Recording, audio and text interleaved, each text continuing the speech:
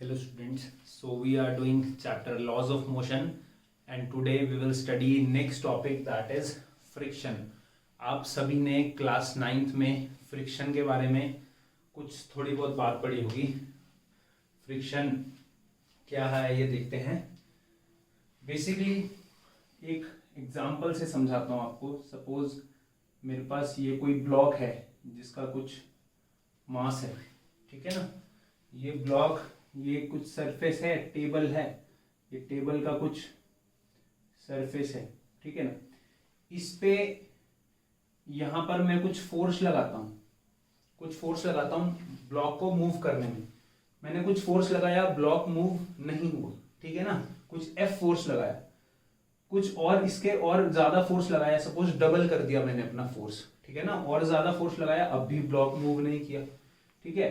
3 times force लगाया तो block move करने लग गया, ठीक है ना. अब मैंने सपोज पहले फोर्स लगाया, ब्लॉक मूव नहीं किया, तो हम इसको कैसे इंटरप्रेट कर सकते हैं कि मैं जितना फोर्स लगा रहा हूं, क्या पता उतना ही कुछ ऑपोजिट फोर्स लग रहा हो इधर. जितना मैं फोर्स लगा रहा हूं उतना ही ऑपोजिट फोर्स लग रहा हो. फिर मैंने फोर्स को डबल किया, उतना ही ऑपोजिट फोर्स लगा. Clear.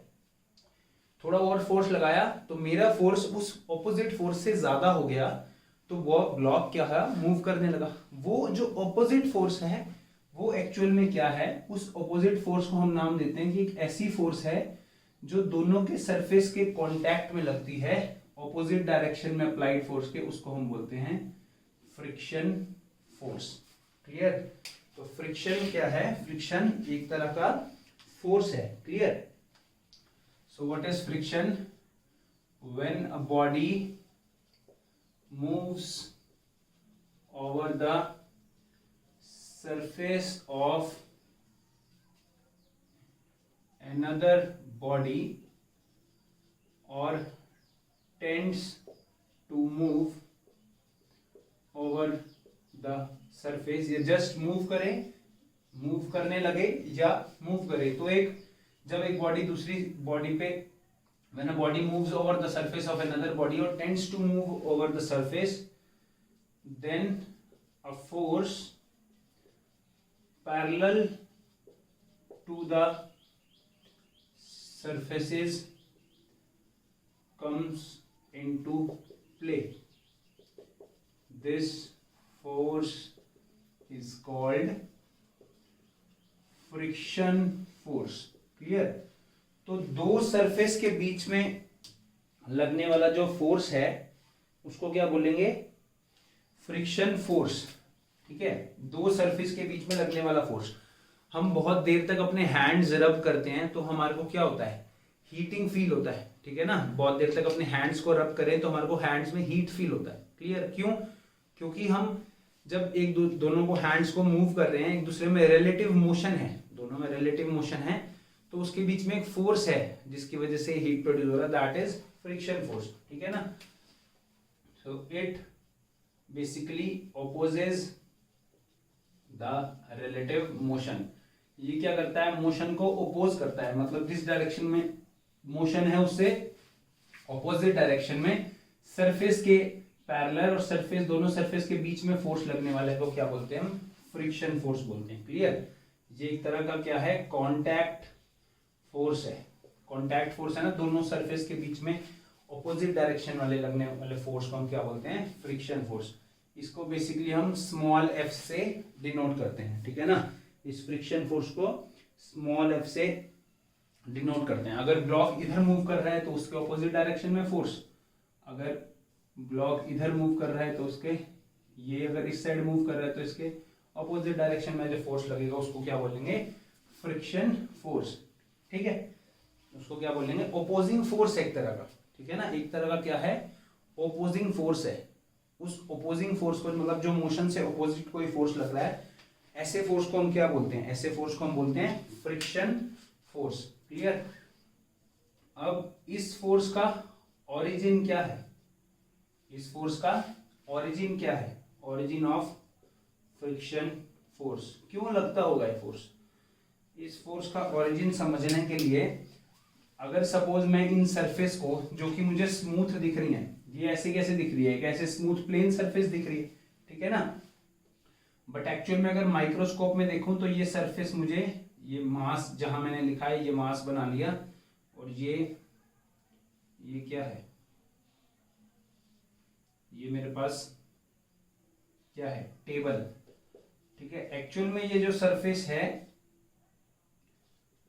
Actual area of contact, हमें जो लग रहा है कि ये दो सरफेस हैं, ये स्मूथ हैं, बट एक्चुअल में अगर हम माइक्रोस्कोपिक लेवल पे देखें, उसको माइक्रोस्कोप से देखें, तो ये दो सरफेस कैसी हैं, इररेगुलर सरफेस हैं, ठीक है।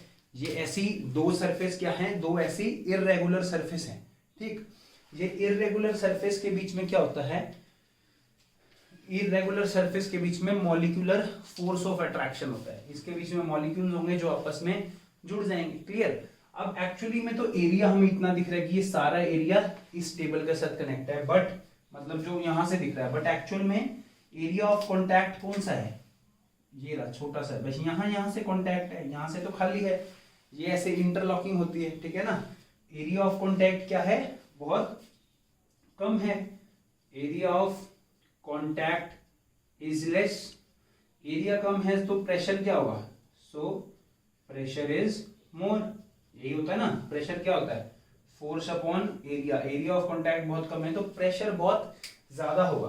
एक्चुअल में क्या होता है, इसके बीच में, इसके और इसके मॉलिक्यूल्स के बीच में कुछ फोर्स ऑफ अट्रैक्शन होती है, जब बॉडी मूव करने लगे, जस्ट जब हम इस पे फोर्स लगा रहे हैं, बॉडी मूव करने लगे, तो क्या होता है, उसके मॉलिक्यूल्स ब्रेक हो जाते हैं, ठीक है, मॉलिक्यूल्स ब्रेक हो जाते हैं, जो मॉलिक्यूल्स ब्रेक होने का मतलब जो उनके बीच में फोर्सेज हैं, कुछ इसका यहाँ मॉलिक्यूल होगा, कुछ इसका मॉलिक्यूल होगा, इसके बीच में जो यहाँ फोर्सेज हैं वो ब्रेक हो जाती हैं, जिसकी वजह से कुछ वाइब्रेशंस आती हैं, इसके बीच में वाइब्रेशन सेंड होती हैं जो कि हीट प्रोड्यूस करती हैं, ठीक है ना।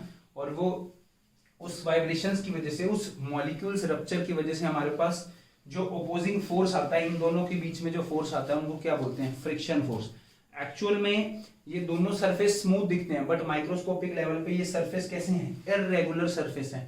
तो इस इररेगुलर सरफेस की वजह से, जिसका एरिया ऑफ कांटेक्ट बहुत कम है, तो प्रेशर बहुत ज्यादा होगा, प्रेशर ज्यादा होगा, और जो उनके बीच में मॉलिक्यूल फोर्स ऑफ अट्रैक्शन होगा मॉलिक्यूल्स में, ठीक है, दोनों सरफेस में। जब हम कोशिश करेंगे ब्लॉक को मूव करने की, तो यहाँ पर जो मॉलिक्यूल्स फोर्स ऑफ अट्रैक्शन होगा, ये क्या होगा, ब्रेक होना स्टार्ट होगा। माइक्रोस्कोपिक लेवल की बात करें, ब्रेक होना स्टार्ट होगा तो क्या होगा, मुश्किल होगी। मतलब एक तरह से ऐसे भी समझ सकते हैं कि ये दो सरफेस हैं, ये दोनों सरफेस क्या है, इंटरलॉक है, एक दूसरे में फंसे हुए हैं। हम अगर जब मूव करेंगे तो मुश्किल होगा ना मूव करना, तो हम ऐसा बोलते हैं कि एक ऑपोजिट फोर्स लगती है जो कि दोनों सरफेस के कांटेक्ट में है, उस ऑपोजिट फोर्स को क्या बोलते हैं, फ्रिक्शन फोर्स। क्या बोलते हैं उस ऑपोजिट फोर्स को, फ्रिक्शन फोर्स। तो इसकी वजह से एक हमें फोर्स चाहिए, अप्लाइड फोर्स चाहिए मोशन को मेंटेन करने के लिए, ठीक है ना। सो बिकॉज ऑफ दिस एक हमें फोर्स चाहिए जो कि मोशन, किसी भी बॉडी को मोशन में रख सके, ठीक है। साइकिल चला रहे हैं, सपोज पेडल मार रहे हैं, थोड़ी देर बाद हमने पेडल मारना छोड़ दिया, साइकिल चल रही है, थोड़ी देर बाद तो रुकेगी ना, ठीक है। टायर और हमारी अर्थ सरफेस के बीच में क्या होता है, कुछ फोर्स लग रही है, हमेशा अपोज कर रही है, जो फ्रिक्शन फोर्स। अगर हमने अप्लाइड फोर्स नहीं रखा, अगर हम उसको आगे नहीं चलाते रहे, तो थोड़ी देर बाद ये ऑपोजिट फोर्स लगती रहेगी और उसकी वेलोसिटी बिल्कुल कम कर देगी, ठीक है। उसको क्या बोलते हैं, फ्रिक्शन फोर्स। तो कोई भी फोर्स जो कि अपोज कर रही है मोशन को, उसको हम फ्रिक्शन बोलते हैं। अगर हवा, हम वॉक कर रहे हैं, दूसरी तरफ से हवा आ रही है तो हमारे को वो रोक रही है, ठीक है ना, हवा बहुत तेज चल रही है, रोक रही है, तो हम उसको एयर फ्रिक्शन बोलेंगे। वाटर में स्विम कर रहे हैं, अगर वाटर हमारी स्विमिंग के डायरेक्शन में है तो हमें कोई प्रॉब्लम नहीं, इजीली वॉक कर पाएंगे। अगर ऑपोजिट डायरेक्शन में है तो हमारे मोशन को वो अपोज करेगा ना, वो वाटर फ्रिक्शन है। ऐसे ही बट हमने यहाँ क्या पढ़ना है, दो सरफेस कॉन्टैक्ट में, जो कॉन्टैक्ट सरफेस है उसके बीच में हमने जो फोर्स पढ़नी है, that force is called friction force, ठीक है। That is because of इररेगुलरिटीज in shape, shape के बीच में इररेगुलरिटी है। हम हर सरफेस पे खड़े हैं, वो भी क्या है, हमारे फुट्स के बीच में, जो हमारे फीट्स हैं, फीट्स और अर्थ सरफेस के बीच में क्या है, ये इंटरलॉकिंग है सरफेस की, इसलिए हम खड़े हैं। अगर बिल्कुल स्मूथ हो, बिल्कुल माइक्रोस्कोपिक लेवल पे भी बिल्कुल फाइनली स्मूथ हो, तो हम अर्थ सरफेस पे खड़े नहीं हो सकते। आइस के ऊपर वॉक करना मुश्किल है ना, क्योंकि वहां फ्रिक्शन बहुत कम हो जाता है। फ्रिक्शन कम हो जाएगा तो यहाँ क्या होगा, कोई बाइंड करने के लिए फोर्स नहीं होगा, तो इसीलिए हम वहां पर क्या करते हैं, स्लिप करते रहते हैं, क्लियर। तो फ्रिक्शन एक तरह का ऑपोजिंग फोर्स है, ठीक है ना, जो आता है जब भी रिलेटिव मोशन होता है। क्लियर? वो कब आता है? जब भी रिलेटिव मोशन होता है। इसके बाद अब ध्यान से समझना, हमने पढ़ना है types of friction. Types of friction, इसमें दो टाइप हैं बेसिकली। जो ब्रॉड कैटेगरी है उसमें दो टाइप हैं, एक स्टैटिक फ्रिक्शन, ठीक, और एक काइनेटिक फ्रिक्शन। स्टैटिक फ्रिक्शन और काइनेटिक फ्रिक्शन, बहुत ध्यान से समझना, बहुत इजी चीज है, बट समझा होगा तो बहुत इजी लगेगा, ठीक, और इम्पोर्टेंट भी है, ये एग्जाम में पूछते हैं। ये सपोज वही सेम मेरे पास एक ब्लॉक है, ठीक, ये मेरे पास ब्लॉक है और ये कुछ सरफेस है, ये m मास का ब्लॉक है। मैंने यहाँ पर फोर्स लगाया इस ब्लॉक पे, इधर अप्लाइड फोर्स लगाया इधर, तो ये मूव नहीं किया, ठीक है। मतलब उसका मतलब क्या था? फोर्स लगाया, मूव नहीं किया, कि उतना ही उतना यहाँ पर कुछ ऑपोजिट फोर्स लग रहा होगा फ्रिक्शन के, ठीक। मैंने थोड़ा सा और फोर्स लगाया, ठीक, मैंने थोड़ा सा और फोर्स लगाया यहाँ, तब भी ब्लॉक मूव नहीं किया, तो उससे मैंने समझा कि शायद अभी भी उतना ही, जितना मैं फोर्स लगा रहा हूं उतना ही फ्रिक्शन लग रहा होगा, जितना फोर्स लगा रहा हूं। और फोर्स लगाया तो जस्ट ये ब्लॉक मूव करना स्टार्ट हुआ। मैंने और फोर्स लगाया तो उस फोर्स पे जस्ट ये ब्लॉक मूव करना स्टार्ट किया। जस्ट स्टार्ट मतलब भी स्टार्ट नहीं हुआ, जस्ट अबाउट टू स्टार्ट, ठीक। सो स्टैटिक फ्रिक्शन क्या है? Static friction is the value of friction when body or object is just about to move. Clear? So इसको ऐसे भी बोल सकते हैं, the force of friction comes into play between two bodies before one body starts to move over the surface of another body. इसमें ऐसे बोल सकते हैं, force before one, इसकी actual definition आप बुक्स में से भी देख सकते हैं। Force before one body starts to move over the surface of another body, ठीक है ना। That force which comes into play when body just starts to move, मतलब ये मूव नहीं कर रही है, ऐसे ही है, मैं यहां से फोर्स लगा रहा हूं बट मूव नहीं कर रही, ठीक है ना। थोड़ा और फोर्स लगाया, अभी मूव नहीं कर रही, मतलब उतना ही वापस फ्रिक्शन लग रहा होगा, ठीक है। और थोड़ा ज्यादा फोर्स लगाया तो just about to start, move नहीं करी, जस्ट अभी मूव करना स्टार्ट करेगी। फोर्स बिफोर वन बॉडी मतलब जस्ट जब मूव करना स्टार्ट करेगी उससे पहले जो फोर्स लगा, that is called static friction, ठीक है। अब देखो, मैंने बोला मैं जितना फोर्स लगा रहा हूं उतना ही वापस फोर्स लग रहा है, और ज्यादा फोर्स लगा रहा हूं और ज्यादा वापस फोर्स लग रहा है। बॉडी अभी कहां है? रेस्ट पे ही है। इसमें क्या है? Body still at rest, body कहां है? अभी रेस्ट पे है। तो ये जो स्टैटिक फ्रिक्शन है, ध्यान से समझना, ये जो स्टैटिक फ्रिक्शन है, static friction is self adjusting. Static friction क्या है? सेल्फ एडजस्टिंग है। सेल्फ एडजस्टिंग मतलब मैं जितना फोर्स लगा रहा हूं उतना ही वापस मुझे फ्रिक्शन मिल रहा है, स्टैटिक फ्रिक्शन, तभी तो ब्लॉक मूव नहीं कर रहा। मैं और ज्यादा थोड़ा फोर्स लगा रहा हूं, अप्लाइड फोर्स, अभी भी ब्लॉक मूव नहीं कर रहा, मतलब जितना मैं और बढ़ा रहा हूं फोर्स को उतना ही स्टैटिक फ्रिक्शन बढ़ रहा है। फ्रिक्शन ही है पर रेस्ट पे है अभी, तो उसका नाम हो गया स्टैटिक फ्रिक्शन। तो जितना मैं फोर्स लगा रहा हूं उतना ही स्टैटिक फ्रिक्शन बढ़ रहा है। तो स्टैटिक फ्रिक्शन कैसा होगा? सेल्फ एडजस्टिंग हो गया, अपने आप ही एडजस्ट करता है, जितना मैं फोर्स लगा रहा हूं उतना ही एडजस्ट कर रहा है, ठीक है। स्टैटिक फ्रिक्शन क्या होगा? सेल्फ एडजस्टिंग होगा। इसको डिनोट करते हैं एफ एस से, एफ और ये सबस्क्रिप्ट में S, that is equal to, that is between 0 and maximum value of static friction. अभी मैं समझाता हूं, that is between 0 and maximum value of static friction. Clear? So minimum इसकी वैल्यू क्या हो सकती है? 0। स्टैटिक फ्रिक्शन की मिनिमम वैल्यू क्या हो सकती है? 0। और मैक्सिमम वैल्यू क्या हो सकती है? मैक्सिमम वैल्यू उसकी जो ये मैक्सिमम वैल्यू है, इसको एफ लिमिट भी बोलते हैं, that is called limiting friction. Limiting friction is a case of static friction only. अब समझो मैंने बॉडी को फोर्स लगाया, ठीक है ना, उतना ही फोर्स वापस लगा, जितना मैं फोर्स लगा रहा हूं उतना ही मेरे पास बॉडी रेस्ट पे है, तो स्टैटिक फ्रिक्शन उतना ही वापस लग रहा है।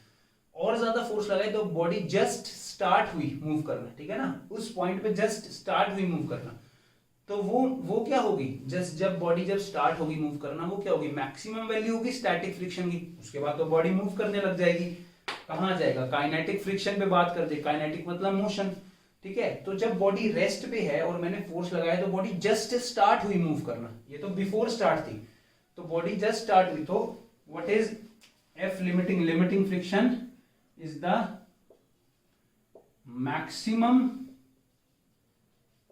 value of static friction when body just start to move over surface of another body। जब बॉडी जस्ट स्टार्ट करी मूव करना दूसरी सरफेस पे, जस्ट स्टार्ट करी, तो उस टाइम पे जो स्टैटिक फ्रिक्शन की वैल्यू है वो क्या होगी, मैक्सिमम। उसके बाद तो बॉडी मूव करना स्टार्ट हो जाएगी, और जब बॉडी मूव करती है तो हम उसको बोलते हैं काइनेटिक फ्रिक्शन। फोर्स, एक बार मैं ये बताता हूं फिर लिखता हूं, force which comes into play when there is relative motion between the bodies in contact, ठीक है। तो जब मोशन हो रहा होगा दो बॉडी में, अब मैंने फोर्स लगाया, उसके बाद बॉडी मास मूव करने लग गया किसी वेलोसिटी से, तब भी फ्रिक्शन तो है, तभी तो थोड़ी देर बाद साइकिल रुक जाती है ना, मैं बता रहा था। तो मोशन में जो फ्रिक्शन लग रहा है दो सरफेस के बीच में, मूव कर रहा है, ये मूव कर रहा है मेरे हैंड के ऊपर, ठीक है, तो अभी भी फ्रिक्शन तो है इन दोनों सरफेस के बीच में, तब क्या बोलते हैं, तब उस फ्रिक्शन को बोलते हैं काइनेटिक फ्रिक्शन, क्लियर। बट जब ये जस्ट स्टार्ट कर रहा है, अभी मूव करना स्टार्ट नहीं है, जस्ट मैक्सिमम मैंने फोर्स लगाई और जस्ट स्टार्ट होने लगा मूव करने, वो मैक्सिमम वैल्यू स्टैटिक फ्रिक्शन की क्या होती है, लिमिटिंग फ्रिक्शन। तो एक्चुअल में स्टैटिक फ्रिक्शन का कोई फॉर्मूला नहीं होता, याद रखना, यहीं पर बच्चे गलती करते हैं, बहुत सारे लोगों के मन में गलत कंसेप्ट होता है, स्टैटिक फ्रिक्शन का कोई अपना फॉर्मूला नहीं होता, maximum value of static friction का फॉर्मूला होता है, अभी मैं पढ़ाऊंगा, ठीक है। क्यों स्टैटिक फ्रिक्शन का अपना फॉर्मूला नहीं होता, क्योंकि स्टैटिक फ्रिक्शन तो क्या है, सेल्फ एडजस्टिंग है, मैं जितना फोर्स लगाऊंगा उतना वापस आ रहा है, बॉडी तो रेस्ट पे ही रहेगी, और फोर्स लगाऊंगा अभी भी बॉडी रेस्ट पे है, मतलब उतना ही बढ़ रहा है फ्रिक्शन। तो वो डिपेंड करता है अप्लाइड फोर्स पे, वो डिपेंड किस पे कर रहा है, जितनी मैं फोर्स लगा रहा हूँ एक पर्टिकुलर पॉइंट पे, जस्ट बॉडी स्टार्ट करने लगी, तो स्टैटिक फ्रिक्शन की मैक्सिमम वैल्यू क्या होगी, that is called limiting friction. Limiting friction भी बोल सकते हैं इसको, और एफएस मैक्स भी बोल सकते हैं, एफएस मैक्स या फिर लिमिटिंग फ्रिक्शन। लिमिटिंग फ्रिक्शन क्या होगी, मैक्सिमम वैल्यू है स्टैटिक फ्रिक्शन की, ठीक है। तो याद रखना है एक और चीज, static friction has no formula, उसका कोई फॉर्मूला नहीं होता, वो तो सेल्फ एडजस्टिंग है, but limiting friction has formula. Limiting friction का फॉर्मूला होता है, स्टैटिक फ्रिक्शन का कभी कोई फॉर्मूला नहीं होता, ठीक है ना। सो गलत कंसेप्ट नहीं बनाना जरूरी ये है, ठीक। स्टैटिक फ्रिक्शन का कोई फॉर्मूला नहीं होता, और उसके बाद मैंने फोर्स लगाया, बॉडी मूव नहीं करी, मतलब वापिस एक फ्रिक्शन लग रहा है, उसको हम बोलते हैं स्टैटिक फ्रिक्शन। रेस्ट पे है तो स्टैटिक नाम बोल दिया, और फोर्स लगाया अभी भी बॉडी मूव नहीं करी, वापिस फोर्स लग रहा है, force of friction, and that is static friction because body rest पे है। और फोर्स लगाया, अब जस्ट बॉडी स्टार्ट करना शुरू होगी, ठीक है ना, जस्ट स्टार्ट करना शुरू होगी, तो वो मैक्सिमम वैल्यू होगी स्टैटिक फ्रिक्शन की। क्यों, क्योंकि उसके बाद तो बॉडी मोशन में आ जाएगी, और फ्रिक्शन कौन सा लग रहा होगा, फिर काइनेटिक फ्रिक्शन लग रहा होगा, तो that maximum value of static friction is limiting friction, ठीक है। मैक्सिमम होती है, उसके बाद एक्चुअल में फ्रिक्शन ही कम हो जाता है। आप खुद सोचो ना, एक कोई भी ब्लॉक है बड़ा, ठीक है, ट्रंक है, उसको मूव करना ज्यादा मुश्किल है ना, और रेदर देन वो मूव हो रहा है उसको फिर मूव करना। कोई चीज चल रही है उसको धक्का देना इजीली है, कोई रुका हुआ है भारी सामान, उसको एक बार मूव करना मुश्किल है। तो स्टैटिक फ्रिक्शन जो होता है वो ज्यादा होता है किससे, काइनेटिक फ्रिक्शन से, ठीक है। स्टैटिक फ्रिक्शन ज्यादा होता है काइनेटिक फ्रिक्शन से, रुकी हुई चीज को चलाना थोड़ा मुश्किल है, रेदर देन जो बॉडी चल रही है उसी को ही मोशन में रखना। ठीक, अब एक बहुत इंपॉर्टेंट, ये देख लिया स्टैटिक फ्रिक्शन, काइनेटिक फ्रिक्शन। ठीक, मैं काइनेटिक फ्रिक्शन को यहाँ से रब करता हूँ और यहाँ एक ग्राफ, बहुत इंपॉर्टेंट ग्राफ बनाने जा रहा हूँ, ये आपसे एग्जाम में पूछा जाता है। ये ग्राफ है बेटा फ्रिक्शन और अप्लाइड फोर्स के बीच में। ठीक, अभी जो मैंने समझाया है बिल्कुल वैसे ही करेंगे, इसको क्रैम नहीं करेंगे ग्राफ को। फ्रिक्शन और अप्लाइड फोर्स के बीच में मैंने क्या बताया कि जैसे जैसे मैं फोर्स लगा रहा हूं, अभी ऑब्जेक्ट मूव नहीं कर रहा, मतलब उतना ही फ्रिक्शन लग रहा है, और फोर्स लगाई और फ्रिक्शन लग रहा है, और फोर्स लगाई और फ्रिक्शन लग रहा है। ठीक है, एक पर्टिकुलर पॉइंट तक। ठीक, ये क्या वैल्यू होगी, जितनी फोर्स लगाई उतना ही फ्रिक्शन हो रहा है। इस फ्रिक्शन को हम क्या बोलेंगे, दैट इज स्टैटिक फ्रिक्शन। इस फ्रिक्शन को क्या बोलेंगे, स्टैटिक फ्रिक्शन। ये कैसा फ्रिक्शन होगा, स्टैटिक फ्रिक्शन। एक पॉइंट पे आके क्या होगा, एक पॉइंट पे जितना फोर्स लगाऊंगा तो बॉडी जस्ट स्टार्ट हुई, उस मैक्सिमम वैल्यू को, उस स्टैटिक फ्रिक्शन की मैक्सिमम वैल्यू को क्या बोलते हैं, उस मैक्सिमम वैल्यू को बोलते हैं लिमिटिंग फ्रिक्शन। उस मैक्सिमम वैल्यू को बोलते हैं या तो स्टैटिक फ्रिक्शन मैक्सिमम या लिमिटिंग। मतलब स्टैटिक फ्रिक्शन अभी सेम था, जितना अप्लाइड फोर्स था उतना स्टैटिक फ्रिक्शन था। ठीक है, जैसे ही बॉडी मूव स्टार्ट करना शुरू होगी तो एक मैक्सिमम वैल्यू आ गई। ठीक, एक मैक्सिमम वैल्यू आ गई, उसके बाद क्या करेगा, बॉडी मूव करनी स्टार्ट कर देगी, तो फ्रिक्शन थोड़ा सा कम हो जाएगा। ऑब्वियसली काइनेटिक फ्रिक्शन कुछ कम होता है, ठीक है ना, काइनेटिक फ्रिक्शन क्या होता है, कुछ कम होता है। और उसके बाद क्या आएगा, काइनेटिक फ्रिक्शन क्या रहता है, कांस्टेंट रहता है। एक बार जब बॉडी मूव करना स्टार्ट हुई तो जितना फ्रिक्शन है दो बॉडीज के कांटेक्ट में, वो डिपेंड किस में करता है, दो जो सरफेस है उसके नेचर पे डिपेंड करता है वो कैसी सरफेस है। ठीक है ना, तो उसके बाद क्या होगा, kinetic friction that remains constant, that remains constant. तो ये ग्राफ बहुत इंपॉर्टेंट है। पहले क्या है, जितना फोर्स लगाया उतना ही फ्रिक्शन बढ़ा, एक पर्टिकुलर पॉइंट तक एक मैक्सिमम पे चला गया, एक मैक्सिमम पे चला गया। तो इस ये स्टेट कितना है, ये स्टैटिक फ्रिक्शन है, मैक्सिमम वैल्यू क्या होगी यहाँ पर, ये लिमिटिंग फ्रिक्शन है। उसके बाद बॉडी जब स्टार्ट करने लगी तो क्या होगा, वो इजीली मूव करेगी, फ्रिक्शन थोड़ा सा कम हो जाता है और कांस्टेंट रहता है, फिर वो किसी चीज पे डिपेंड नहीं करता। That is called kinetic friction, that is called kinetic friction. Clear, वो डिपेंड नहीं करता वेलोसिटी पे कि बॉडी मूव कर रही है, कितनी तेज मूव कर रही है, उसको कोई फर्क नहीं पड़ता, काइनेटिक फ्रिक्शन कांस्टेंट रहता है। तो ये फ्रिक्शन और अप्लाइड फोर्स के बीच में एक ग्राफ है। तो हमने static friction, kinetic friction, static friction में हम maximum value of static friction को क्या बोलते हैं, लिमिटिंग फ्रिक्शन, और काइनेटिक फ्रिक्शन पढ़ लिया। ठीक है, अब पढ़ना है लॉ ऑफ, इसमें छोटे छोटे टॉपिक्स हैं बट सब के सब इंपॉर्टेंट है, क्वेश्चन में कुछ भी पूछ सकते हैं। Law of limiting friction. अब हमने लिमिटिंग फ्रिक्शन पढ़ लिया। लिमिटिंग फ्रिक्शन डिपेंड करता है सरफेस इन कॉन्टैक्ट पे। लिमिटिंग फ्रिक्शन किस चीज पे डिपेंड करता है, depends on surface in contact. Obviously ये इसको ऐसे लिखते हैं, depends on nature of surface in contact. जो सरफेस इन कॉन्टैक्ट है उसके नेचर पे डिपेंड करता है। ठीक है ना, it acts tangentially, tangentially to surface, surface के टेंजेंशियली जो लगता है ना अलोंग द सरफेस। ये ब्लॉक है, ये ग्राउंड है, तो यहाँ लगा। ठीक है ना, मैक्सिमम वैल्यूज जो स्टैटिक फ्रिक्शन की होती है उसको क्या बोलते हैं, लिमिटिंग फ्रिक्शन। क्लियर।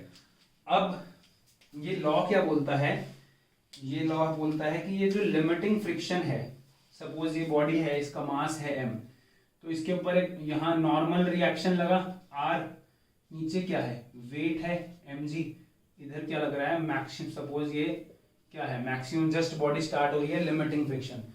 तो लॉ ऑफ लिमिटिंग फ्रिक्शन क्या है कि ये जो लिमिटिंग फ्रिक्शन है, या हम बोलेंगे maximum value of static friction है, that is directly proportional to normal reaction. ये पूछते हैं what is the law of limiting friction. Law of limiting friction states that the force of limiting friction और maximum value of static friction is directly proportional to normal reaction. वो क्या है, directly proportional है normal reaction के। जब हम इसका proportionality constant हटाते हैं तो एक प्रोपोर्शनल का साइन हटाते हैं तो एक प्रोपोर्शनैलिटी कांस्टेंट आ जाता है, that is mu S, that is mu S, ठीक है, that is mu S, and mu S is given by F S max divide by R, and this mu S is called coefficient of static friction. हर surface का जो दो surface contact में होती है उसकी वैल्यू होती है कुछ ना कुछ फ्रिक्शन की, वो वैल्यू हम किससे देते हैं फ्रिक्शन की, that is given by mu S. Mu S is coefficient of static friction, that is not you, that is mu, clear, that is not you, that is mu, mu S, that is coefficient of static friction, that is called coefficient of static friction, clear. अब R M G के equal है तो हम इसको ऐसे भी लिख सकते हैं, mu S is F S max upon M G, कोई प्रॉब्लम नहीं है, ठीक है। एक चीज यहां ध्यान देने वाली है जो मैं बता रहा था आपको, देखो यहाँ एफ एस मैक्स है, एफ एस मैक्स का फॉर्मूला है mu S static friction into R, but F S का कोई फॉर्मूला नहीं है, क्यों, क्योंकि एफ एस सेल्फ एडजस्टिंग है, ठीक है। Maximum value of static friction वो डिफाइन कर सकते हैं कि maximum value is equal to coefficient of static friction, जो कि ऑब्वियसली नेचर ऑफ सरफेस पे डिपेंड करता है, into normal reaction, coefficient of static friction into normal reaction. आपसे कोई ये पूछे what is coefficient of static friction, तो आप बता सकते हो it is the ratio of maximum value of static friction to the normal reaction. तो म्यू एस की मेरे पास फॉर्मूला आ गया, that is equal to F S max by R, that is equal to F S max by R, clear. अब जैसे हमने law of limiting friction किया है, ऐसे हमें लॉ ऑफ काइनेटिक फ्रिक्शन करना है। जैसे हमने लॉ ऑफ लिमिटिंग फ्रिक्शन किया है ऐसे ही लॉ ऑफ काइनेटिक फ्रिक्शन किया। एक चीज इसमें याद रखना जो मैं बोल रहा हूं, ये क्या है, डिपेंड्स ऑन सरफेस, जो म्यू एस है ये सरफेस पे डिपेंड करता है, 1 मार्क क्वेश्चन में भी आपसे पूछ सकते हैं, क्लियर। ये हमने किया law of limiting friction. Second करना है law of kinetic friction. Second क्या करना है हमारे को, law of kinetic friction. Kinetic friction का लॉ क्या कहता है, सबसे पहले तो मैं याद दिला दूं कि काइनेटिक फ्रिक्शन क्या रहता है, कांस्टेंट रहता है, ठीक है। अभी हमने ग्राफ में भी पढ़ा था, काइनेटिक फ्रिक्शन क्या रहता है हमारे पास, कांस्टेंट रहता है, मतलब उसकी वैल्यू कांस्टेंट रहती है, ठीक है ना। वो एरिया ऑफ कॉन्टैक्ट के इंडिपेंडेंट रहता है। जो काइनेटिक फ्रिक्शन होता है, जब तक नॉर्मल रिएक्शन सेम है, ये है, ये बॉडी ये भी वेलोसिटी से मूव कर रहा है, इसमें कुछ नॉर्मल रिएक्शन लग रही है, जब तक नॉर्मल रिएक्शन सेम है, जो इसका लिमिटिंग फ्रिक्शन है वो क्या रहता है, कांस्टेंट रहता है। तो लॉ ऑफ लिमिटिंग फ्रिक्शन क्या कहता है कि लिमिटिंग फ्रिक्शन भी डायरेक्टली प्रोपोर्शनल है नॉर्मल रिएक्शन के, और जब ये करते हैं तो ये क्या आता है, म्यू के इंटू आर, वेयर म्यू के is coefficient of, this is same चीज है, coefficient of kinetic friction, coefficient of kinetic friction. तो हमने एक ये पढ़ा म्यू के, एक अभी हमने पढ़ा mu S, that is F S max divide by R. आप एक चीज बताओ, इन दोनों में से मतलब काइनेटिक फ्रिक्शन बड़ा होता है या maximum value of static friction? Maximum value of static friction, अभी ग्राफ में बताया था ना मैंने, ये बड़ा, ये मैक्सिमम, फिर थोड़ी सी वैल्यू यहां से डिक्रीज होगी ना नीचे, ठीक। तो बड़ा क्या है मेरे पास, एफ एस मैक्स क्या है, ग्रेटर है किससे, काइनेटिक फ्रिक्शन से। याद रखना, ऑब्वियसली किसी चीज को चलाना मुश्किल है रेदर देन चलती हुई चीज को मोशन में ही रखना, clear. So F S max is greater than F K, that means mu s is greater than mu k. So coefficient of static friction should be greater than coefficient of kinetic friction. याद रखना है, ठीक है। static friction का coefficient क्या है, बड़ा है kinetic friction से, ठीक। और इनकी डायरेक्शन हमेशा क्या रहती है, such that it opposes, इसकी डायरेक्शन क्या रहती है, इस डायरेक्शन फ्रिक्शन की क्या रहती है कि it such that it opposes the motion, जिस डायरेक्शन में है उससे अपोजिट डायरेक्शन में मोशन लगेगा। समझ आया, ये ज्यादा है ना इससे। अगर आपको यहाँ डायरेक्ट लग रहा है, मैंने बोला ये static friction, maximum value of static friction ज्यादा है इससे, मतलब maximum value of static friction क्या लिख सकते हैं, mu S R is greater then mu के आर, आर से आर कैंसिल हो जाएगा, so mu S is greater then mu के। तो याद रखना है static friction, coefficient of static friction ज्यादा होता है काइनेटिक फ्रिक्शन से। तो अभी मैंने दो लॉ पढ़ाए, limiting friction, law of kinetic friction, ठीक है। Law of limiting friction mu S is F S max by R, और काइनेटिक फ्रिक्शन में म्यू के कोफिशिएंट ऑफ काइनेटिक फ्रिक्शन पढ़ा, जो कि डिपेंड करता है एरिया ऑफ कॉन्टैक्ट पे, ठीक है ना। किस पे डिपेंड करता है, एरिया ऑफ कॉन्टैक्ट पे। और काइनेटिक फ्रिक्शन वेलोसिटी पे डिपेंड नहीं करता, does not depend on velocity, क्योंकि ये तो डायरेक्टली पूछना आर के, जब तक आर सेम है, नॉर्मल रिएक्शन जब तक सेम है बॉडी का, तब तक काइनेटिक फ्रिक्शन भी सेम है, क्लियर। तो ये स्टैटिक फ्रिक्शन और काइनेटिक फ्रिक्शन की बात है, ठीक है।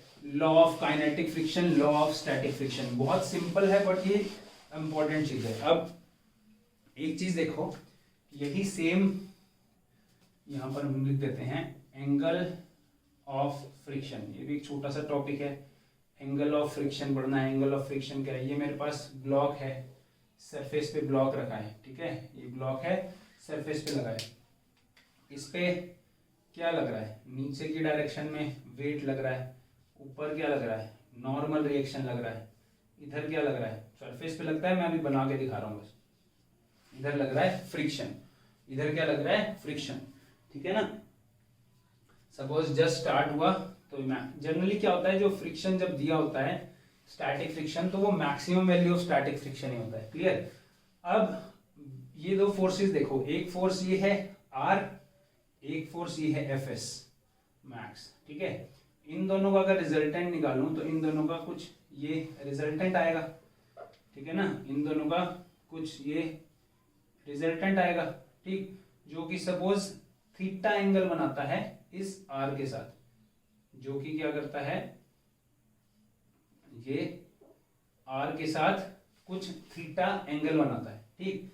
एफ एस और आर का रिजल्टेंट, एफ एस और आर का रिजल्टेंट क्या बनाता है, थीटा एंगल बनाता है। सपोज मेरे पास ये ओ है, ये ए है, ये बी है, ये सी है, मैं यहाँ टेंजेंट थीटा निकालूं, टेंजेंट थीटा वो क्या होगा, परपेंडिकुलर बाय बेस, परपेंडिकुलर कितना है, A B divide by base O ए।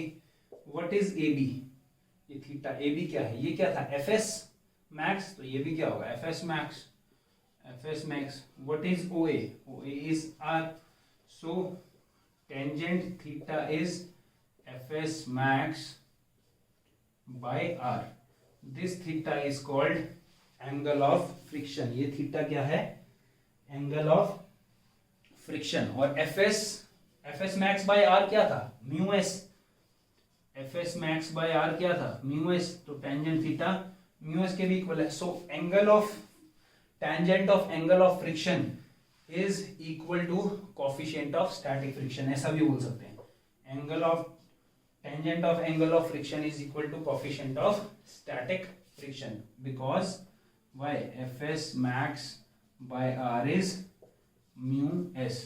छोटा सा टॉपिक है, कुछ नहीं है, आप ऐसा मत समझना कि सर एक के बाद एक चीज आ रही है, इसमें बस थ्योरी है। मैं बता रहा हूं कि अब इधर फ्रिक्शन लग रहा है, सपोज इधर बॉडी मूव कर रही है इस डायरेक्शन में, तो अपोजिट डायरेक्शन में जस्ट मूव करना स्टार्ट हुआ, एफ एस मैक्स, क्योंकि हम एफ एस नहीं लिख सकते, स्टैटिक फ्रिक्शन का कोई वैल्यू नहीं होती, maximum value of static friction का फॉर्मूला रहता है, ठीक है। Maximum value of static friction और आर, इन दोनों का जो ये रिजल्टेंट है, मतलब ये फोर्स है, ये फोर्स है, इनका कुछ रिजल्टेंट होगा, वो जो एंगल बनाता है इसके नॉर्मल रिएक्शन के साथ, तो इन दोनों का रिजल्टेंट जो एंगल बनाता है नॉर्मल रिएक्शन के साथ, उस एंगल को हम बोलते हैं एंगल ऑफ फ्रिक्शन, क्लियर।